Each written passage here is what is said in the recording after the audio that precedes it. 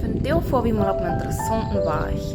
Kennst du weißt ganz schnell, wo die was hinfahren, aber mit einmal, dann denkst du an andere Dinge und du wirst mit einmal bezieht fahren, du kannst auch noch eng bezieht fahren, du kannst vielleicht auch noch weit weg fahren von den Weg.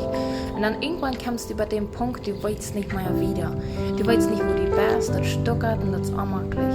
Und dann musst du zurückkommen bei dem Punkt, wo du bezieht gefahren bist, um wieder zurück auf den rechten Weg zu kommen. Und so ist es im Jeslien. Jesus sagt uns, dass ich sehe den Weg, die Woarheit und das Leben. Keiner kommt um Voda, buta, derch.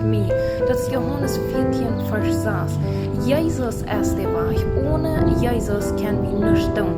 Das meint so viel, mein täglicher Weg, mein tägliches Leben ist so als ein Weg. Alles, was ich tue, was ich rede, oder die Entscheidungen, die ich nehme, die bleiben entweder auf dem Weg, wenn ich das mit Jesus tue, oder wenn wir ohne Jesus Entscheidungen treffen, dann wollen wir uns verbessern. Die Dinge, die ich tue im Jeslien, oder was ich tue mit meiner Familie, was ich toleriere, das hat einen Einfluss im Jeslien. Hol die an Jesus. Jesus ist der Weg, die Woarheit. Sieg die Woarheit an Jesus und die wird dir das Leben geben und die kannst nach Voda kommen. Ich spreche das über dein Leben. Hol die an Jesus fest und du wirst das Licht sein.